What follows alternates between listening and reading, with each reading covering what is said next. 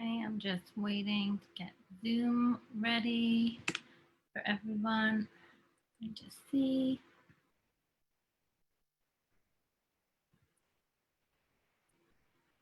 Okay, oh, I guess I'm definitely live, but I don't have Zoom here for everyone. So hold on one second while I get through this awkwardness on my own. Hang on. All right.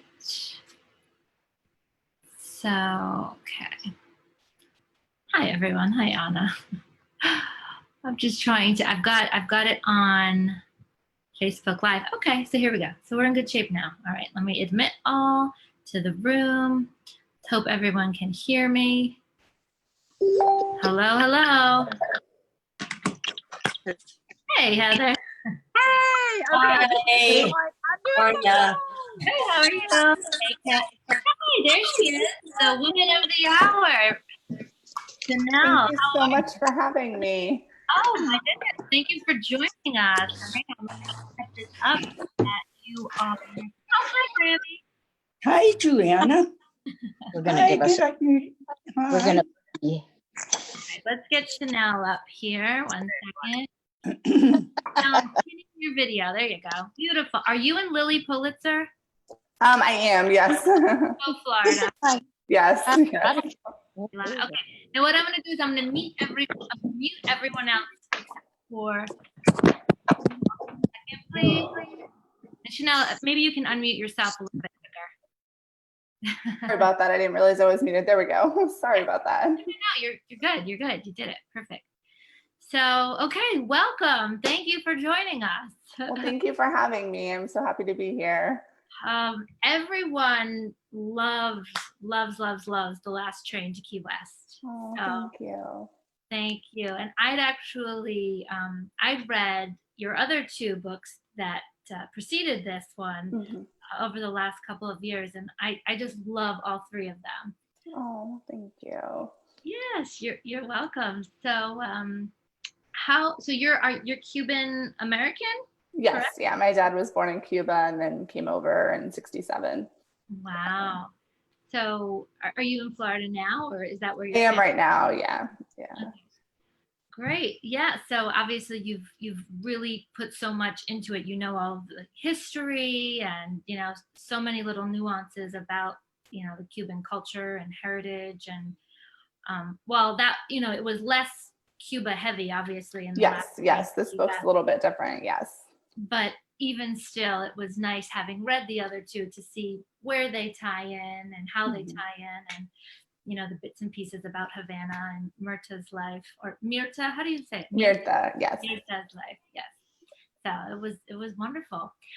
So yes, again, welcome. And do you live in Florida, or are you on the West Coast normally? I'm East Coast. I kind of move around quite a bit. So yeah, but I've actually only lived in Arizona. That's kind of my closest to West Coast that I've done.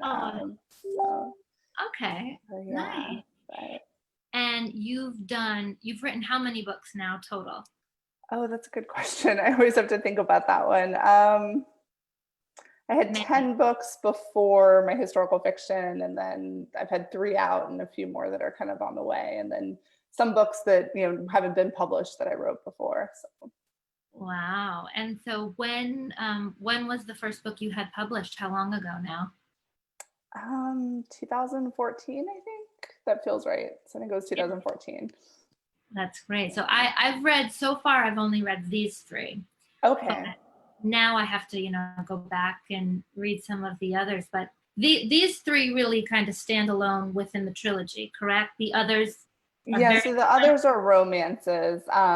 Next Year in Havana kind of marked a shift for me for writing historical fiction, but my first 10 books were romances. So definitely different tone, but still, focusing on love stories, and very much kind of inspired by my personal experiences as well. So. Wow. But the first 10, or you're saying the historical fiction? All of my books, pretty much.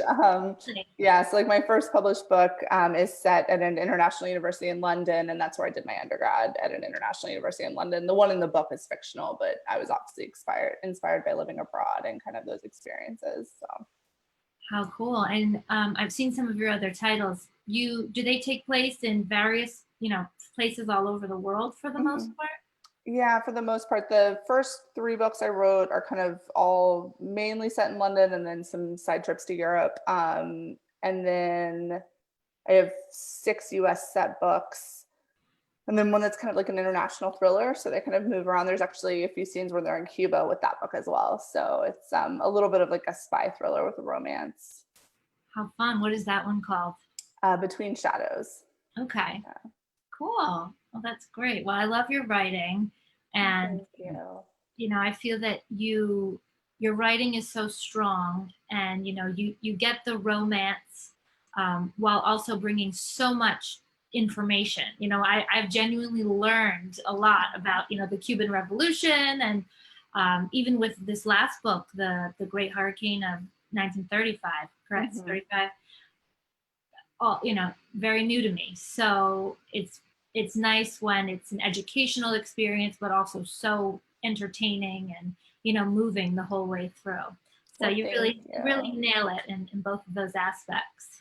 Well, and I have to say it's fun for me too. I mean, it's definitely nice to kind of add that part to my books and to be able to do all the research. And I feel like I've learned so much more about my Cuban heritage and history and Florida history. I grew up in Florida and I wasn't familiar with the hurricane before I started really working on the books. So it's kind of interesting to have that little insight into the state and learn about that. Right. And I read something that you were sitting at the kitchen table or something, and did you see a newspaper with information about the hurricane? I was online. It was hurricane season. And I want to say it was Irma. The old online, right? Yeah, no, I was online. I think it was Hurricane Irma that was coming through at the time. And I was just looking for like hurricane updates to see what was going on with the storm. So I was a little worried about my family and everything. And that's when I came across the mention of some of the deadliest and most destructive hurricanes that had hit the US. And one of them was the Labor Day hurricane of 1935. And it just really struck my attention because I hadn't heard about it before, for how big of an impact it had on the state. Mm-hmm. Wow. What an interesting way that you blended the 3 women's stories, surrounding this catastrophic event. And it was really great the way that thank you. Yeah, of course. And I had a couple questions from different members in our group. Sabrina was asking me, I guess Helen toward the beginning of the book says something about, it's, what is it? Circumstances that are what shape you in life. And then, obviously my take on that was all 3 of the women, they really evolved and they really changed. And, obviously they grew up through this. What was the time period, by the way, from the start of the book to the end? Was that it's really short. Right. And that was an interesting exercise as a writer because I'm used to having a much longer time period. You mentioned you've read my first 2 books and they take place over years. Yeah. So with this book, really the book starts on, I believe, Saturday, and then the ending is kind of a week later about. So really it was an interesting exercise because each moment had to count and you really had to kind of move the plot within this very tight framework. And also the weather plays such an important role in the book that I really had to be careful reading the weather reports to see what the conditions would have been like at that moment and to make sure it mirrored the plot. For example, there's a scene in the book with the ferry. And I actually had it originally taking place later in the book. And then as I was going through my research, I found in the historical record that the ferry had actually stopped running. And so I had to go back and move the scene because it wouldn't have been historically accurate for the ferry to have been running at that point. So it was little things like that that definitely made this a little interesting to work on. And it was a different experience for me. Right. Wow. But so even in that short period of time, the women obviously, they endured drastic change just within themselves. And, partially for obvious reasons, just such an event, having lived through it. But, Sabrina was wondering, because she thought that for Mirta specifically, it was very evident at the end, that how she had changed, but she was wondering if in your mind, did Helen change her perspective? Did she change that thought that, it is circumstances that change you? Or, how do you feel about that? I think Helen definitely kind of found her kind of autonomy during the storm and its aftermath. So I think she went through several transformative events, obviously leaving her husband, the storm, and then having a child. I think were all kind of big things that very much changed her perspective. And I think she sort of saw herself become more of an active participant in her life, where she was kind of making the choices and making the change rather than things just happening to her. So I definitely saw her transformation in that way. I think each of the heroines had both the impact that the storm had on them, but also kind of what was going on in their personal lives as well at that time. Right. Yeah, no, that's how I would imagine it too. And in your mind, or maybe you already have, do you have either a follow-up to this book with these particular characters, or would it be something, kind of like the others where, it's tied in, but still different enough they can stand alone? I think that they may show up, some of them in different books kind of down the road. Mirtha definitely will. I'm actually writing a book right now that she is a side character in. So you'll see a little bit of where her life has taken her. Wow. I don't know that I would do a true sequel where you would see these three women as the heroines once again. But I definitely think there are opportunities. I love kind of being able to revisit my characters in future novels. And so I definitely see that opportunity in the future to bring them back up again. And certainly with Mirtha, that will be happening. Right. Oh, good. We'll look forward to that, definitely.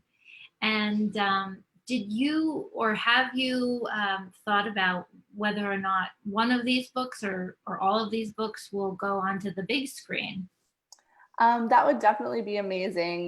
We have optioned next year in Havana, but that's one of those things where it's a very small part in a very long road.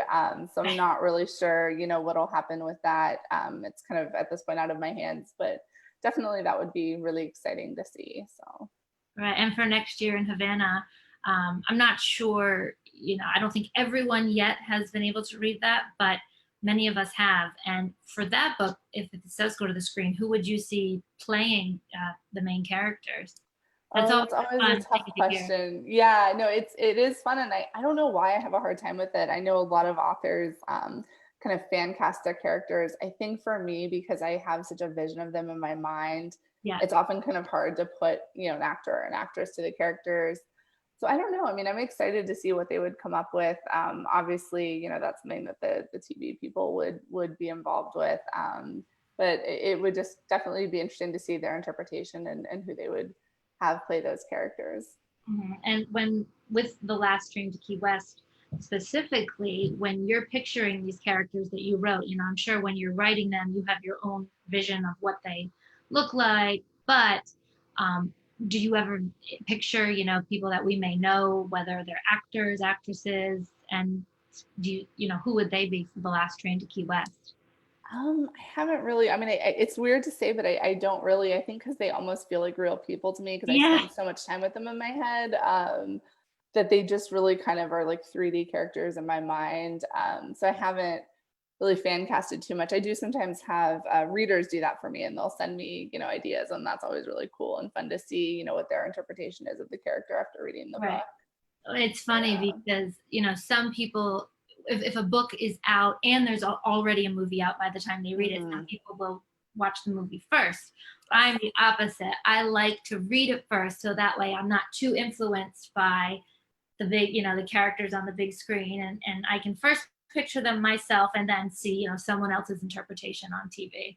Yeah, no, I go either way with it. Like I've done the thing where I've seen it first and then I've also read first. And I think it's also an added layer when the covers get redone. And so you have the film cover on the book, because then it's almost inescapable that that's, where your mind goes with the characters, because that's what you see on the cover. So, yeah. And speaking of covers, I love all three of these covers. Was it the same artist? I saw that. So The Last Train to Key West, on the back, it shows that the image on the cover is taken from, what was it, a 1920s Vogue? I think it was maybe 1950s. I'm not sure. To be honest, I don't have a ton of insight into the cover process. I always get that question, like, do you have a lot of impact in your covers? And I don't. I mean, they're really nice, and they always ask me kind of my vision for the book and, important plot details that I want covered and that sort of thing. And then obviously with each subsequent book, there's a desire that the books are cohesive and that all the covers kind of go together.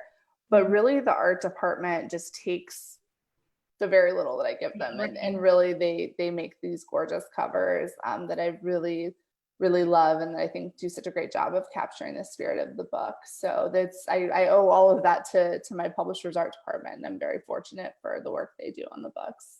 No, they're beautiful. And are all three of these covers same artist, or? There's different art directors that work on them. So the whole department kind of has insight. Sometimes we have two designers, sometimes it's one, sometimes a variety of input. So it really just kind of depends. Yeah, they work so well together. You know, it's a beautiful trilogy, just visually, you know, when the three books are next to one another. Yes, no, I'm really in love with the covers, and I've just been so grateful to them that they've done such a good job. Yes, no, they're great. And here, I've got another question. Sabrina had sent me this one before. So she had asked, of course, before, you know, if the women, or Helen specifically, if she'd kind of changed her way of thinking from the beginning to the end of the book. And she says here, women are fighting to find their place in this book. For example, with or without marriage, with or without children, arranged marriages, traveling solo or with a man, staying in an abusive relationship, or leaving with or without family money. She said, you know, she can see this is a central underlying issue that isn't totally explored. Was that something that you thought about as you wrote the book? Because it's set in this time framed against the Great Depression and at the end of the war and the hurricane. It definitely was. I mean, when you research the time period of the Great Depression and specifically the impact that it had on women, I mean, it's very sobering and very interesting. You see a lot of parallels, honestly, now in the discussions that we're having in terms of women really kind of being vilified for being in the workplace, seen as taking jobs from men, this whole push for women to stay home, even though obviously this is in the midst of a great economic depression and at a time when marriage rates are really low. So for a lot of women, they kind of were stuck in this situation where they may have wanted to marry but couldn't, and then also found themselves in a position where they were kind of vilified for trying to support themselves financially. So it was definitely a difficult time overall, specifically for women, and then also specifically in the Florida Keys. The Keys had been hard hit before the Depression came around, and so it was kind of doubly a difficult situation for them. So all of that definitely influenced the book and the characters and kind of where they come from and how they're trying to establish a position for themselves in a very, you know, kind of often unforgiving society. Mm-hmm. Wow. Yeah, no, that hits the nail on the head again. That makes so much sense based on, you know, the book, what we read. And Ronnie here would like to know the relationship between Mirza in the 1930s and the Perez family. Mirza's Beatrice's aunt, correct? Yes. Okay. She's Beatrice and Elisa's aunt, and she is their father's sister. So she talks about her brother a little bit in the book when she's talking to Anthony, and her brother is Emilio Perez, who's their father. So you kind of see the first like political shift that the family goes through in the 30s. And then obviously we see it playing out again in 59. And in Next Year in Havana, the father talks a bit about, you know, both parents really talk about what their families have been through in the past and why they feel the way they do, with concern and fear for the change going on, and why they kind of are a little protective of their daughters, why they're upset with Alejandro for speaking out. That's one, the brother. And so this is kind of the precursor to all of that. You know, this is the turmoil that the family goes through in the 30s with the Revolution of 33. Right. Wow. And yeah, we'll see. I will give a little tease. I mentioned we'll see Mirta again. We'll see her kind of in the time period of Next Year in Havana and when we left Cuba and teamed up with the sisters. So that's coming down the road. So. Oh, great. Oh, I'm sorry. My computer's ringing. Sorry. Okay, well, that's very exciting to look forward to. And again, book club gals, I've told everyone so many times how much I love the two other books, Next Year in Havana and When We Left Cuba. And obviously, if you love this one, you will love those too. So I cannot recommend, you know, going back now and reading the other two. And it's so great how, you know, you're not missing anything, even if you jump around. You can really tie them in after the fact because it even spans across, you know, decades, kind of bounces. So it bounces around. Yeah, I think the only thing I do tend to recommend, it's not necessary, but I think if you read Havana before When We Left Cuba, that kind of helps for those two books. But with The Last Train to Key West, because it is decades earlier, you can read in whatever order. So. Right. And I loved that too. You know, when I read When We Left Cuba, it was after I'd read Next Year in Havana, and I could kind of say, oh yeah, you know, well that makes sense, you know, tying it in back and forth. So that's great. I'm going to ask another question now. This is, so you kind of touched on this. So you grew up in Florida. So hurricanes obviously are, or you've grown up with them being such a natural part of your life. But Julie had asked, you know, she said your description of the hurricane was so vivid. Have you ever experienced a hurricane firsthand? I'm going to say yes. Right? I haven't lived through a direct hit of one. So I've been very fortunate, you know, in that I've not like had to shelter in place or anything like that. I've absolutely gone through the, do we evacuate? Is it going to hit us? Kind of all of that uncertainty and turmoil that goes around that. And I was in college when my family had like some indirect hits. So I missed that because I was overseas. But it's definitely something, you know, that fear and uncertainty that I've lived with, and that I think everyone in the state, you know, you almost become a nerd to it in a way, I think, because you're so used to every hurricane season. And that's really something that I thought about a lot when I was writing the book is, you know, we have all these advantages of like modern warning technology, and yet still it's such a stressful event of, do you board up? You know, what do you do? And going back in time and imagining what it was like back then when they didn't have the kind of warnings, and they didn't have, you know, some of the technology that we do. And you kind of see that on the ground with the characters, that they're really going back and forth on the information they get, and the information's incorrect, and that informs some of their decisions and ultimately kind of puts them in dangerous situations. Oh yeah, I mean, even just going outside, you know, or Helen even talking about how Tom, as a fisherman, you know, often the fishermen knew more than the weathermen, or at least they thought they did. Yes, that too, but yes. But yeah, I have friends who live in Florida, who grew up in Florida, and they would talk about, you know, being in college and the hurricane parties, which obviously was so different, but everyone would just kind of like shelter together, and, you know, they'd hang out. But fortunately, they haven't, you know, gone through anything like this. But Julie did say that she's from the New Orleans area, so they've weathered many hurricanes as well. And the one you described is reminiscent of Hurricane Katrina. So she thought you did a really great job, just, you know, writing that, and thank you. Yeah, and getting it all so accurate, but scary stuff. It is, yes. And definitely just reading some of the aftermath and the accounts. This storm is really well documented because there was kind of a national outcry afterward because of the World War I veterans. Ernest Hemingway actually wrote an op-ed called Who Killed the Vets that was published in the papers. And so there were a lot of congressional hearings trying to figure out why the veterans weren't evacuated, and where kind of the breakdowns in communication went.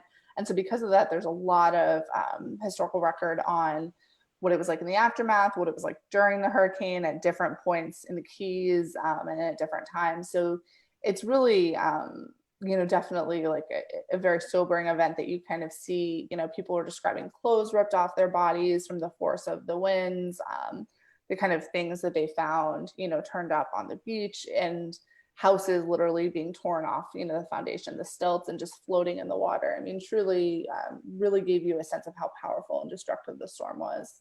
Oh my gosh, Helen in the house that was moving. Like wild. And I know, and I put that in there because, you know, when I was reading about how powerful the storm was, I really wanted people to get a sense. And when I read in the research that was, you know, something that happened, tankers were moved by the storm. I mean, that's how strong it was. I wanted people to get a sense of just how ferocious the storm was. You did it. You did it, yeah.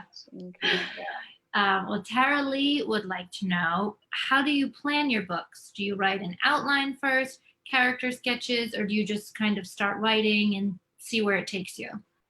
So I would say every book is a little bit different for me. My process kind of changes just based on what the book needs. With Next Year in Havana and When We Left Cuba, I think because I had such a personal connection to them, I Yeah. kind of started writing and then researched as I went. I mean, I had a pretty good idea of the story I wanted to tell, especially with Next Year in Havana. When we left Cuba, I started to see Beatrice's story emerging as I was writing Next Year in Havana. So that definitely, when I went into that book, I had a pretty good idea of where we were going to pick up her story and what she had been through and what drove her. With The Last Train to Key West, that one was a little trickier because the storm really was pretty unforgiving, like I mentioned, because it's such a short timeline and it's so well documented. So I did kind of start writing and then researching, and it was definitely a little more difficult doing that way. And so for the book I wrote after that one, I front loaded all of my research. So I probably spent about 6 months just doing research before I started writing. And then as I was writing, if I needed to kind of fill in places, I would do that. But it really just depends on, what the book needs, and also kind of my schedule, if I'm promoting another book, like where I am in the process with edits on the other book, just how I plan out my writing days. I don't really do an outline. I don't really do character sketches. I'm pretty much what you call a pantser. So I usually start with kind of a sketch of an idea. It's because they say you write by the seat of your pants. I was gonna yeah. So it's there's kind of pantsers and then there's plotters, and plotters tend to have a much more detailed idea going into the book. But I really find that my characters and the journey they take really lead me on the direction that I want the story to go, and also the research itself. I mean, when I started, like when I originally pitched the idea for The Last Train to Key West, I really had much more of kind of a bucolic image of the Keys. I had been before, and I think it's very easy to see it as sort of this island paradise and palm trees. And yeah. Yes, it's easy to kind of make the mistake of viewing it that way. But as I started really digging into the research and what it was like in the 30s, particularly with Prohibition just ending and all of the smuggling and kind of rum running that was going on with Cuba, all of a sudden this very different image of the Keys began to emerge. And especially against the backdrop of the Depression and the desperation that people were feeling. So you kind of saw that fleshed out in Anthony's character and in some of the perils that they kind of face when they're down there. And that was certainly not something I think I would have done until I started researching and really saw that in the historical record. Right. Wow. And when you say that, much of the writing that you do comes from your own life, for instance, perhaps not so much this book, or maybe it is, but I'm thinking of, Next Year in Havana, when the main character's name, I read it like 2 years ago. Marisol, or the contemporary Marisol. When she goes to Havana, is that something that you've done? Have you visited, relatives and gotten the long history and heard it straight from the horse's mouth, as they say? Well, I've definitely heard it from the straight from the horse's mouth. My grandparents lived with us growing up, so they kind of were second parents to me. I mean, I was really raised on their memories and their stories of Cuba and their desire to go home. We were actually going to go on a family reunion when right before I started working on the book in 2016. Most of my family's here. I have kind of extended family there, but we do like a 60-person family reunion every few years. And we were going to go, and my grandfather, who's 97, became very angry, and he just was really hurt and kind of felt like betrayed by the idea of us going back and supporting the regime. And it really opened up a discussion in my family about what they went through during the revolution. I think growing up, because I was maybe young, or also just maybe that was how they wanted to remember Cuba, I very much got kind of the idyllic view of Cuba. They talked about all the good times and how much they loved it and how wonderful life was there. But they didn't really tell me about how violent and difficult things were during the revolution. I mean, I learned about the trials in the sports stadium, in the research that I did for the book. Yeah. My family just kind of glazed over things. I knew that when my grandfather asked to leave, he was sent away for a year as punishment, but I didn't really understand like where he was sent, what that was like. It was actually talking to another reader whose family member had the same thing that I really started to learn more and kind of conceptualize it differently, and then go back to my dad and my grandfather and be like, okay, this isn't the vision I've had of what you went through. It must have been horrific. And so we decided not to go, because it just didn't feel like the right time with, at the time Castro was still alive, and with the regime as it is, and with him feeling the way he does. It's a tough thing. You know, I have family that has gone back. I have extended family that's still there. So, you know, I definitely have ties there, and it's very much something I want to do.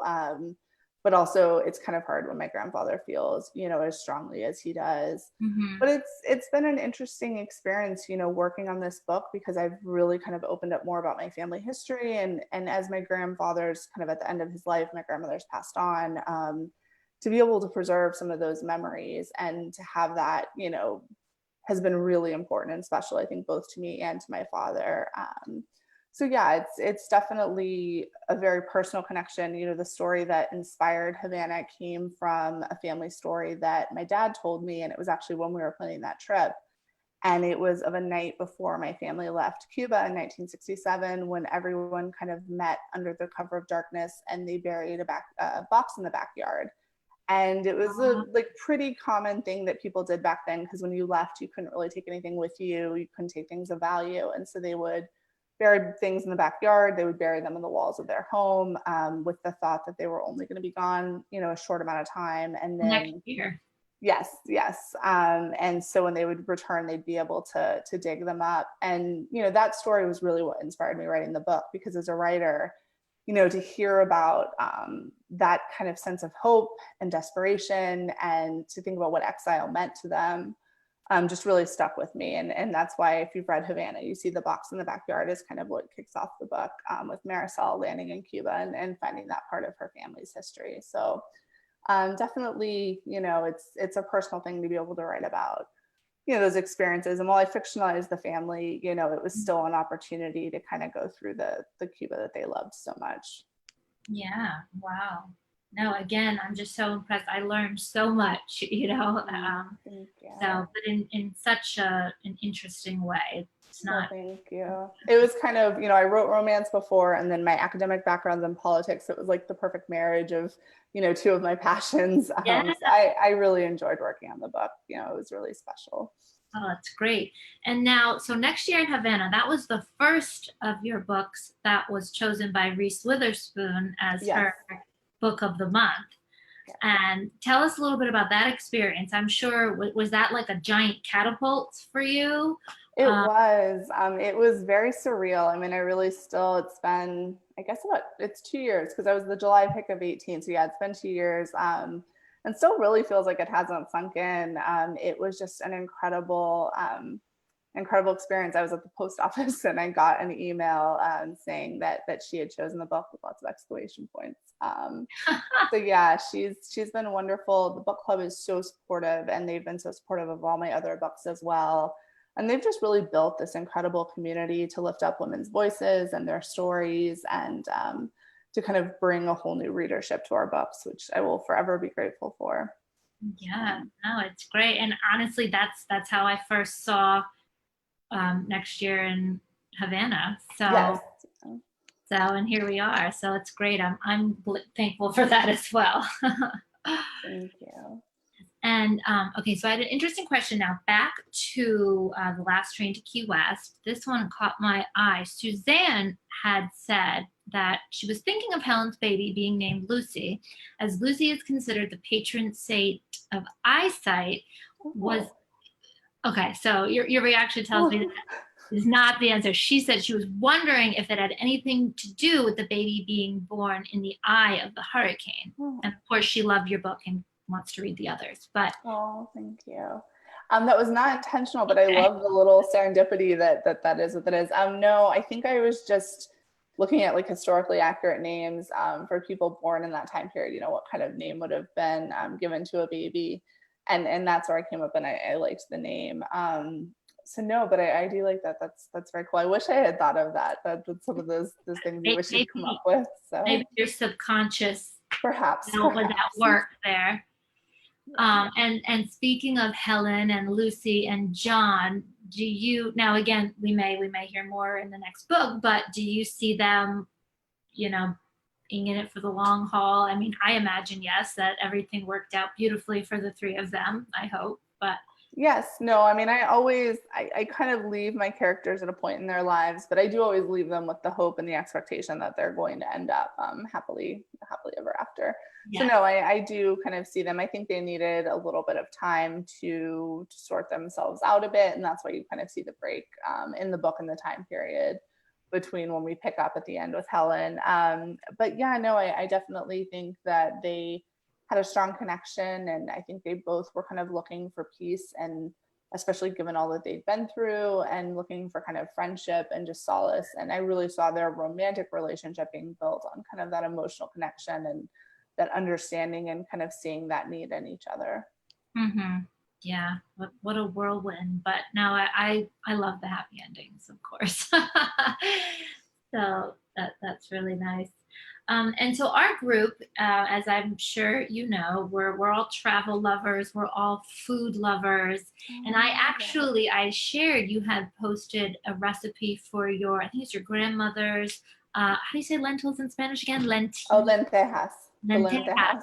Yeah. So I shared that recipe. And again, I always say I'm a vegetarian. I have been since I was 5. So I'm missing out on all these delicious things. But, I didn't want to ruin the fun for everyone else. Oh, Well, thank you. but I do love Cuban food. I love, like, just the rice, the beans, the platanos, and chimichurri. There's a lot that's pretty, I would say, vegetarian friendly, Yeah. like definitely. So yeah. Do you cook a lot yourself? I do. I will admit I have not been as much lately, but I do love to cook. And that's definitely a passion of mine. So. Mm-hmm. You cook mostly Cuban food or just? I would say a pretty big mix. I think when I'm in like a comfort food mood, definitely Cuban. I mentioned my grandparents living with us, and my grandmother cooked Cuban every night. So, and when you're a kid, sometimes I was like, oh, I want something else to do tonight. But now as an adult, like I appreciate, like Hamburger Helper when I was a kid. But no, I appreciate it because it really, I think, you have certain foods that are tied with like nostalgia and kind of childhood memories. And I very much associate things that she made when I've had a bad day or something. That's what I tend to want. So. Right. And, this book, The Last Train to Key West, that got me craving key lime pie. I love key lime pie, yes. Love key lime pie, but, your other books, you go a little bit more into the Cuban cooking in the kitchen, especially when Marisol goes back to Havana. And my family is Italian American, but the food element is just so strong that it's relatable in that sense that, the grandma's cooking in the kitchen all day, and it's just the aromas. So that's really important. Yes. So what about, now I've got another question here for you from another reader here. Let's see. Okay. So Chanel, how many more books do you plan to do with the Cuban theme? Now, is it going to be like a long term, a long stretch forward, or you think you're going to do some others with romance in different settings? And what do you see your plan being? Well, that's a great question. Right now, I am contracted for 2 more books past The Last Train to Key West. So my next book is going to be out in May of next year. And then I have 1 more book I'm under contract for that'll be out in 2022. And both of those will be kind of connected to this family. After that, I'm not sure yet. It is a decision I need to make pretty soon, actually. So I'll start kind of thinking about it and planning things out. I am really enjoying, writing about this family and kind of following them through history. I think for me, it's definitely trying to find that mix of the right setting, the right historical event, and how that kind of ties in historically. So I'm always looking for ideas and trying to come up with something. And I usually like to have an idea. Like when I'm at the end of finishing a book, I like to know what the next book's going to be. I find that to be kind of a good way to close things out and then be able to move on to the next project. No, it's great. And so many people have already said, this makes me want to go to, well, with this book again, The Keys, but also this makes me want to go to Cuba. So I don't even know, aside from coronavirus, where the US stands, but I know there was a short window where visiting was much easier. And now, do you know what's that like today, aside from the COVID? There are certain like visa categories that you can go under, and those were in existence. before those have been in existence in the 90s and have been there for a while. That's kind of why you see Marisol goes on a journalist visa, because that's one of the exceptions you can go on. You can go on like family visit. I think there's like a missionary if you're doing any kind of charitable work, you can go, academic conferences. So there's a few categories that you can go through. But obviously tourist travel, things are kind of very up in the air, and who knows, after the election and everything, how that will change again. That was actually a little bit of a challenge when I was writing Next Year in Havana, because I mentioned I wrote it in 2016 and it was kind of toward the end of the year. And so we had to pick sort of a point, and that's why the book is 2017, because so much was changing in the discussion about immigration and were you going to be able to travel. The policy that was in place was rescinded, where if you came to the US and you were Cuban and you were on US soil, you could apply for citizenship. That was rescinded. So there were a lot of changes. So it's been an interesting time to be writing about these books and this subject matter, because so much of the world is kind of going through, so much turmoil, and US-Cuban relations as well. Right. And so now you have not yet gotten to go to Cuba yourself, but your descriptions, again, these are the other two books, but your descriptions are just so detailed. And as for Key West, have you spent a lot of time in the Keys, or was a lot of this just, based on your research? I've spent time there. I was able to go down there when I was working on the book. So it was very interesting to go down there with that perspective, because it really made me appreciate the kind of geographical challenges. The Keys are quite narrow, and you really, when you talk about going to higher ground with a hurricane or evacuating, you're quite limited in your options. And then when you add in, the historical part where the overseas highway was being built, but you still had keys that were linked by the ferries, and the railroad obviously was one option. You saw how limited it was for people in terms of decision making on evacuating and the storm, and it kind of gave a new impact for how it wrought such havoc. So that was helpful to go.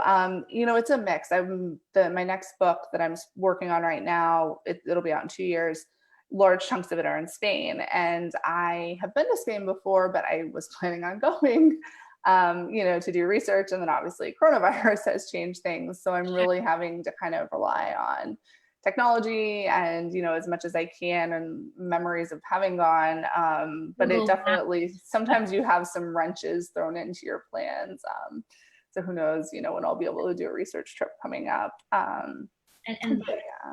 To ask, the Spain trip now, that'll be tied into the Perez family? Will this be like prior to the Perez being in Cuba? Or no, so it's going to be kind of cousins. So we're going to expand the family tree a bit, and actually need to make a family tree because it's getting complicated now. It's one. I know. I think that in the book I'm writing now, we're probably going to put a family tree in the beginning of the book, because it is starting to get a little bit complicated for me as I'm remembering all of the relationships. So yeah. No, but it's great. Anne had asked, first Ari had asked, what do you mean under contract? You said you're contracted. That's with your publisher? Yes. Yeah. So when you sign a contract, it's usually for X number of books, and we'll kind of, sometimes you agree, usually the first book you agree on what that one's going to be about. And then often there's other books in the contract that will be, historical fiction, but you haven't actually talked about what it is going to be. So I have 2 more that, are definitely going to be published next year and the year after. And then, after that, I kind of go back to the drawing board. So lucky us. And Anne had asked, what are some of your personal favorite authors? Oh, I love that.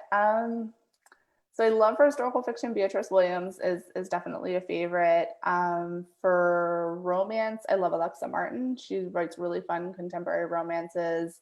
I love Tana French for suspense, and Reese Bowen, her historical mysteries are wonderful. I read probably one of my all-time favorite recent books. Well, I'll say 2. One was The Cubans by Anthony De Palma, which if anyone has any interest in Cuba, I highly recommend reading that one. He is a reporter, I believe, at the New York Times, and he wrote a nonfiction book about life in modern Cuba that's really, really extraordinary. It just came out in May, and it was definitely one of my favorites this year.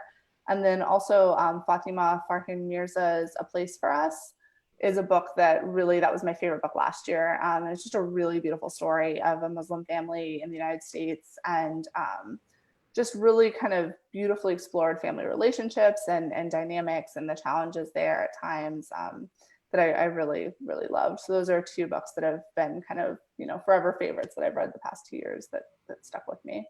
Well, thank you for the suggestions. A few of those authors that you mentioned at first, I also love. Oh, okay. Yeah, so we're going to be reading Beatrice's Her Last Flight. I have that one, and I started it and I haven't been able, like I have to read some books for quotes, so I haven't been able to pick it back up, but I'm so excited that she has a new one out. I've read everything she's written, and I love her work. So I was going to say, I mean, how do you have time to read? Is it, do you lay down at night and say, okay, this is my reading time, or I should really get a few more pages in? I try to read it. I mean, really nighttime is the only time, or in the days that I traveled, when I traveled, I would read. Yeah. So it's tough, definitely. We read a lot of books for quotes. So like books that are coming out, we'll quote them. And that tends to take up a lot of my reading time. But I do love to try to read kind of every night if possible, even if it's just a little bit. Mm-hmm. Well, just being a historical fiction novelist, I mean, it seems to be such a grander undertaking than just an author sitting down and just writing from their own head and not having to do this extensive research, because of course, like you said, you got to get it right. So it definitely can take you down research rabbit holes. I definitely sometimes, will just find myself going off on kind of strange tangents that'll kind of take over my day. But it's interesting. I mean, that's kind of one of the fun challenges, is there's always something new, and you always kind of learn something new about your characters and your book. So. And you mentioned your academic background. What did you study? So my undergrad's international relations, and then I have a master's in global politics. So kind of, I did a little more Middle East. I did some Latin American studies and then some Middle East, but really kind of like international security issues. Wow.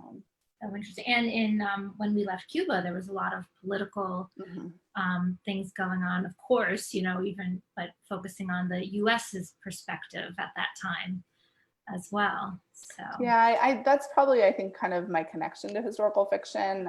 That's really where my passion lies, in the political parts of history. This book was a little bit of a departure for me because it isn't as politics heavy as my earlier two. It was nice though. I mean, I will say, I think as a writer, it's always good to kind of change things up and feel like your writing's fresh. And so I like to do different things. And this one was fun in that it was a little bit different. My next book, I'm kind of going a bit more back to political history and that sort of thing. That's so great. Definitely heavier Cuban influence in the next book as well. Perfect. And Nicole had asked about The Last Train to Key West. Were any of these women's stories based on true people that you found in your research? They weren't. I tend to try not to use real life figures in my books. There's an exception in my next book, which is coming up. But for the most part, I think it's a couple things. I mean, especially when I'm writing about recent history, I don't want to write about anyone who has living family members or, feel like I'm invading their privacy, especially if it's not, a hugely famous person. So I kind of stay away from that. The other thing for me too is I mentioned I don't really plot much, and the story really comes out for me when I'm working on the book and my characters. And so not being connected to a real life timeline and real life events and kind of having the freedom to explore is very helpful for me. So I think that's part of it too with my process. I like just being able to kind of follow my characters. And I think since historical fiction is so at times tight in terms of what you can do within the historical narrative, having that creative freedom helps me a lot. That said, that my next book, I'm going back in time even farther. So it's set during 1898, and I do have a real life figure that I'm writing about for that book. So. Wow, that's great. And so how long does one of these books typically take you? Is it, do you have like a time frame that, is pretty consistent book to book, or does it vary?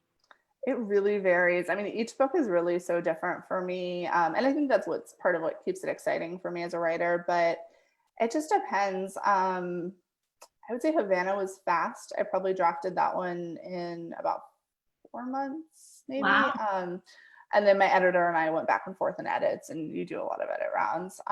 But that one, the first draft was, well, not the first draft, but the first few drafts was about 4 months.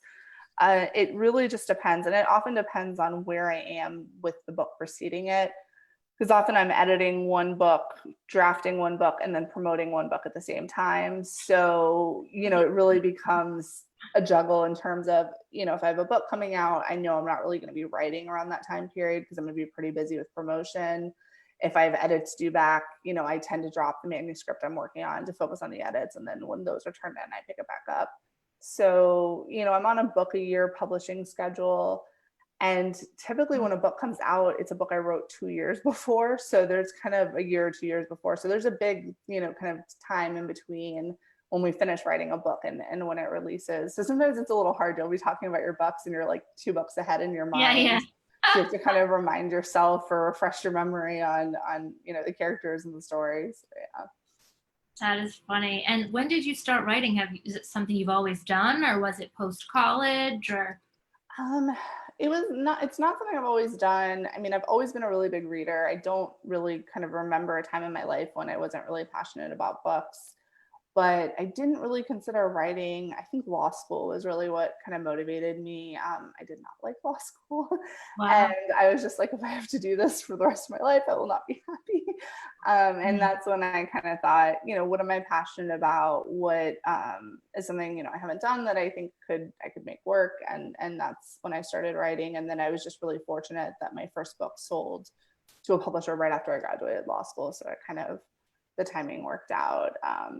Great. Yeah, that's kind of how I wandered into it. So I've been probably seriously writing since like 2010, 2011.